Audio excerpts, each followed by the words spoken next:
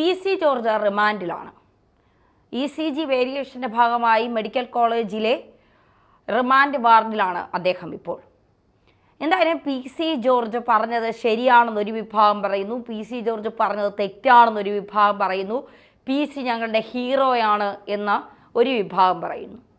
PC ജോർജിൻ്റെ പല നിലപാടുകളോടും പലപ്പോഴും നമുക്ക് യോജിപ്പുണ്ടാകില്ല.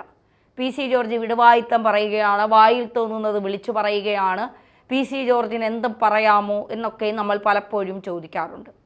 പക്ഷേ ഇതിലും അപ്പുറം വർഗീയത പറഞ്ഞവരെ നമ്മൾ എന്താണ് ചെയ്തത്? ജയിലിൽ അടച്ചോ? അവർക്കെതിരെ കേസെടുത്തോ? അവരെ ജയിലിലേക്ക് അല്ലെങ്കിൽ കൈവിലങ്ങ് വെച്ച് അവരെ ജയിലിലേക്ക് കൊണ്ടുപോയോ? ഇല്ല. ഒരു വിഭാഗത്തെ പറയുമ്പോൾ എന്തിനാണ് ചിലർക്ക് ഇത്ര അസ്വസ്ഥതയുണ്ടാകുന്നത്? അതായത് ഇന്ത്യയിൽ എല്ലാ മതവിഭാഗക്കാരും ഒന്ന് തന്നെയാണ്. മതേതരത്വ ഇന്ത്യ എന്ന് പറയാൻ തന്നെയാണ് എല്ലാവർക്കും ആഗ്രഹം. പക്ഷെ അങ്ങനെയാണോ ഇന്ത്യയിൽ? അവിലും മലരും കുന്തിരിക്കവും എന്ന് പറഞ്ഞുകൊണ്ട് TP ചന്ദ്രശേഖരനെ കൊല്ലാൻ വന്നതിന് ശേഷം മാഷാ അല്ലാ എന്ന് വിളിച്ചുകൊണ്ട് കേരളത്തിലെ ഓരോ ഹിന്ദുക്കളെയും അമ്പലത്തിൻ്റെ മുന്നിൽ തല്ലിക്കൊന്ന് കെട്ടിത്തൂക്കുമെന്ന് പറഞ്ഞവർക്കെതിരെ ഒരു ചെറു വിരൽ അനക്കാൻ ഇവിടെ ആരെങ്കിലും തയ്യാറായോ? ആരും ഇവിടെ വർഗീയത പറയുന്നില്ല. ഇവിടെ ഹിന്ദുവിനും ജീവിക്കണം, ക്രിസ്ത്യാനിക്കും ജീവിക്കണം, മുസ്ലിമിനും ജീവിക്കണം, ഏത് മതവിഭാഗത്തിൽപ്പെട്ടവരുണ്ടോ അവർക്കൊക്കെ ഇവിടെ ജീവിക്കണം. ഇത് ഇന്ത്യയാണ്. ഇത് പാകിസ്ഥാനോ അല്ലെങ്കിൽ മറ്റ് ബംഗ്ലാദേശ് പോലുള്ള ന്യൂനപക്ഷങ്ങളെ ആക്രമിക്കുന്ന രാജ്യമോ അല്ല. ഇത് ഇന്ത്യയാണ്. ഇന്ത്യയിൽ എല്ലാവർക്കും സ്വാതന്ത്ര്യത്തോടെ ജീവിക്കാനുള്ള അവകാശമുണ്ട്. കൃത്യമായി ഹിന്ദുവിൻ്റെ നെഞ്ചത്ത് കയറുമ്പോൾ ഒരു തരത്തിലുമുള്ള നിലപാടുകളോ നടപടികളോ സ്വീകരിക്കാത്തവർ PC ജോർജ് ഒരു ചാനൽ ചർച്ചയിൽ അവിടെ ഇരുന്ന ഒരു പാനലിസ്റ്റ് PC ജോർജിനെ പ്രകോപിതനാക്കിയപ്പോൾ അദ്ദേഹം ചില കാര്യങ്ങൾ വിളിച്ചു പറഞ്ഞപ്പോൾ അത് ചിലർക്ക് വല്ലാത്ത അസ്വസ്ഥതയുണ്ടായി. ഹിന്ദു ദൈവങ്ങളെ അധിക്ഷേപിച്ച സമസ്ത നേതാവ് ഉൾപ്പെടെയുള്ളവർ ഇവിടെയുണ്ട്. അതിന് ആർക്കും ഒരു പരാതിയില്ല. എത്ര ഹിന്ദു സംഘടനകൾ അതിനെതിരെ പരാതിയുമായി രംഗത്തെത്തിയിരുന്നു. ശശികല ടീച്ചർ കുറേ നാളുകൾ ഇത്തരം പരാമർശങ്ങൾക്കെതിരെ ഘോരമായി വാദിച്ചുകൊണ്ടിരുന്നു. ഇപ്പോൾ ശശികല ടീച്ചറെ നമ്മൾ കാണാറില്ല എന്നുള്ളതാണ്. കാരണം ഇതൊരു ഇന്ത്യ രാജ്യമാണ്. ഇന്ത്യ രാജ്യത്ത് എല്ലാവർക്കും അഭിപ്രായം പറയാനുള്ള സ്വാതന്ത്ര്യമുണ്ട്. ഇപ്പോൾ സുപ്രീം കോടതി തന്നെ പറയുന്നത് പോലെ ആരെങ്കിലും എന്തെങ്കിലും പ്രകോപിപ്പിച്ചുകൊണ്ടൊരു കാര്യം പറഞ്ഞാൽ അതിനെതിരെ എങ്ങനെയാണ് കേസെടുക്കുന്നത്? അതിലൊരു ഇൻറ്റൻഷൻ ഉണ്ടോ? ഇന്ന കാര്യം നിങ്ങൾ ചെയ്യുമെന്ന് ഉറപ്പുണ്ടായിട്ടാണോ അത് പറഞ്ഞത് എങ്കിൽ തീർച്ചയായിട്ടും അതിനെതിരെ കേസെടുക്കണം. PC ജോർജിനെ സംബന്ധിച്ചിടത്തോളം അദ്ദേഹം അത്തരത്തിൽ നിലപാടുകൾ എപ്പോഴും ഉയർത്തിപ്പിടിക്കുന്ന ആളാണ്. കൃത്യമായി കാര്യങ്ങൾ പറയേണ്ടിടത്ത് പറയുന്ന ആളാണ്. പലപ്പോഴും ചാനലുകളിലെ റേറ്റിംഗ് കൂടാനായി പലരും അദ്ദേഹത്തെ വേണ്ട രീതിയിലല്ല ഉപയോഗിക്കുന്നത്. അദ്ദേഹം പറയുന്ന കാര്യങ്ങൾ റീലായി എടുത്ത് കട്ട് ചെയ്തിട്ടുകൊണ്ട് അദ്ദേഹത്തെ മോശക്കാരനാക്കാനാണ് പലപ്പോഴും ശ്രമിക്കുന്നത്. പക്ഷേ അദ്ദേഹം കുറേ നാളുകൾക്ക് മുൻപിട്ട ഒരു പോസ്റ്റ് അത് ഈ അവസരത്തിൽ വായിക്കാതെ പോകാൻ കഴിയില്ല. അത് ഇങ്ങനെയായിരുന്നു: നിരോധിത മത തീവ്ര സംഘടനയായ പോപ്പുലർ ഫ്രണ്ടിന്റെ രാഷ്ട്രീയ പതിപ്പാണ് SDP എന്നത് എല്ലാ മലയാളികൾക്കും അറിയുന്ന കാര്യമാണ്.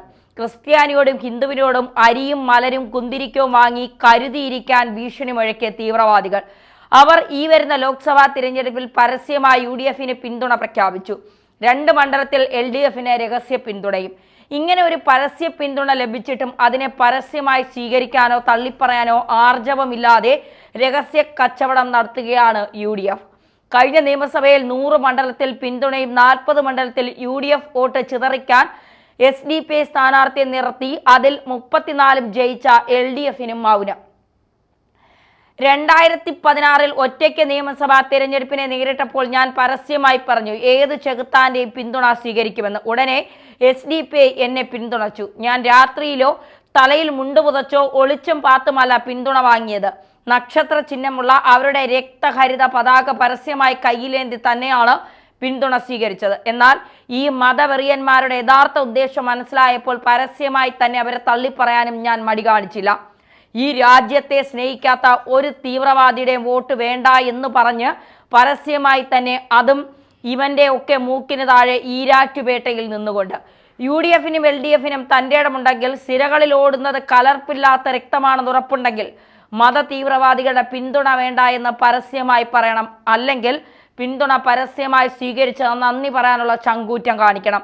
ഇത് രണ്ടുമല്ലാതെ പകൽ അവരെ എതിർക്കുകയും രാത്രിയിൽ അവിഹിത ബന്ധം പുലർത്തുകയും ചെയ്യുന്ന ഇവരെക്കാൾ മാന്യതയും അന്തസ്സും അഭിസാരികൾക്ക് പോലും ഉണ്ട്. ഇതാണ് PC ജോർജ് അന്ന് ഇട്ട പോസ്റ്റ്. അതായത് എപ്പോഴും PC ജോർജ് എതിർക്കുന്നത് നല്ലവരായ ഇസ്ലാമികളെ അല്ല, മുസ്ലിങ്ങളെ അല്ല, അവരോടൊപ്പം ചേർന്ന് നിന്നുകൊണ്ട് പ്രവർത്തിക്കാൻ തന്നെയാണ് PC ജോർജിന് എപ്പോഴും ആഗ്രഹം. പക്ഷേ മത തീവ്രവാദം ഉയർത്തുന്നത് നമുക്കറിയാം. ആലപ്പുഴയിൽ SDPIയുടെ സമ്മേളനം നടന്ന സമയത്ത് ഒരു കൊച്ചു കുഞ്ഞിനെ തലയിലേറ്റിക്കൊണ്ടാണ് ഇവർ പറഞ്ഞത്, അവലും മലരും കുന്തിരിക്കവും നിങ്ങൾ വാങ്ങി വച്ചോ, ഞങ്ങൾ വരുന്നുണ്ട് എന്നുള്ളത്.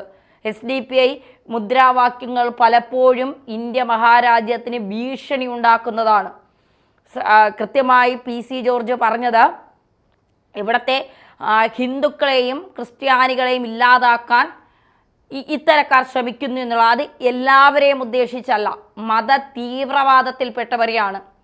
ഇവിടെ ഹിന്ദു രാജ്യം വരണമെന്ന് RSS പറയുന്നു എന്ന് പറഞ്ഞുകൊണ്ട് ചാനൽ ചർച്ചകളിൽ ഇരുന്നു കൊണ്ട് ഘോരമായി പ്രസംഗിക്കുന്ന പലരെയും നമ്മൾ കണ്ടിട്ടുണ്ട്, പല അവതാരകരെയും.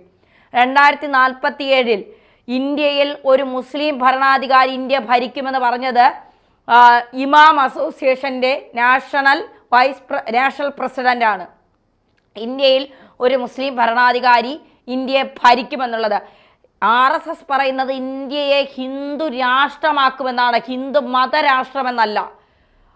അങ്ങനെ പറയുന്ന RSSന് മേൽ കുതിര കയറുന്നവർ ഇസ്ലാം മത രാഷ്ട്രമാക്കി ഇന്ത്യയെ മാറ്റുമെന്ന് പറയുന്നവരുടെ നെഞ്ചത്ത് കയറാൻ എന്തിനാണ് ഭയപ്പെടുന്നത്? അപ്പോൾ ഹിന്ദുവിൻ്റെ ഇപ്പോൾ കുംഭമേളയെ അധിക്ഷേപിച്ചുകൊണ്ട് നിരവധി പേർ രംഗത്തെത്തുന്നു. ചിലർക്ക് ചൊറിച്ചിലുണ്ടാകുന്നു, ചിലർക്ക് സ്വാഭാവികമായി ഉണ്ടാകുന്ന ചൊറിച്ചിലാണ്. കുംഭമേളയിൽ വലിയ ആളുകൾ എത്തുന്നു, കുംഭമേള വലിയ ലോകശ്രദ്ധ നേടുന്നു, കോടിക്കണക്കിന് ആളുകൾ വരുന്നു, സ്വാഭാവികമായും അവർക്കുണ്ടാകുന്ന ചൊറിച്ചിൽ. ആ ചൊറിച്ചിലും കൊണ്ട് കുംഭമേളയിൽ കുളിക്കാൻ പോയാൽ അവരുടെ ദേഹത്തുള്ള അഴുക്കും മറ്റുള്ളവർക്കും കൂടി പകർന്ന് അവർക്കും ചൊറിച്ചിലുണ്ടാകും. അപ്പോൾ അതുകൊണ്ട് ഈ പറഞ്ഞവർ കുളിക്കാതെ വന്നത് നല്ലതായി എന്ന് ഈ അവസരത്തിൽ അതും കൂടെ പറയണമല്ലോ. അപ്പോൾ ഇത്തരത്തിൽ പല വർഗീയമായ എന്താ പറയുക, ഹിന്ദു ദൈവങ്ങളെ അധിക്ഷേപിച്ചുകൊണ്ട്, ശിവനെയും പാർവതിയും ഒക്കെ അധിക്ഷേപിച്ചുകൊണ്ട് സംസ്ഥാന നേതാവിൻ്റെ പ്രസംഗം പുറത്തു വന്നപ്പോൾ എത്ര പേർ സംസ്ഥാന നേതാവിനെതിരെ പരാതി നൽകി, എത്ര ആളുകൾ സംസ്ഥാന നേതാവിൻ്റെ അറസ്റ്റ് ചെയ്ത് കൊണ്ടുപോയി. അപ്പോൾ ഇവർക്കൊക്കെ ഓരോ നിലപാടും,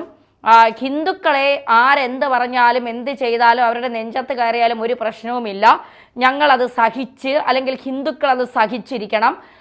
മുസ്ലിങ്ങളെ എന്തെങ്കിലും പറഞ്ഞാൽ, അല്ലെങ്കിൽ മറ്റൊരു വിഭാഗത്തെ എന്തെങ്കിലും പറഞ്ഞാൽ പിന്നെ അവർക്ക് ജയിലായി, പിന്നെ അവർ പുറം ലോകം കാണില്ല. സോഷ്യൽ മീഡിയയിൽ അവർക്കെതിരെ വലിയ രീതിയിലുള്ള പ്രചരണം നടക്കുന്നു.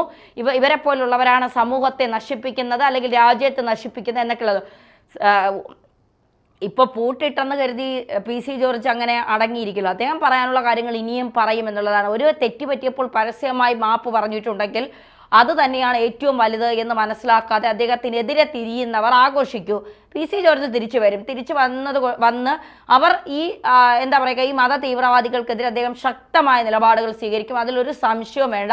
കാരണം PC ജോർജ് എന്നാണ് അദ്ദേഹത്തിൻ്റെ പേര്. അദ്ദേഹം അതിൽ രാഷ്ട്രീയത്തിൽ വന്നതു മുതൽ എടുക്കുന്ന നിലപാടുകൾ കൃത്യമാണ്, വ്യക്തമാണ്. ഇനിയും അങ്ങനെ തന്നെ ഉണ്ടാകും.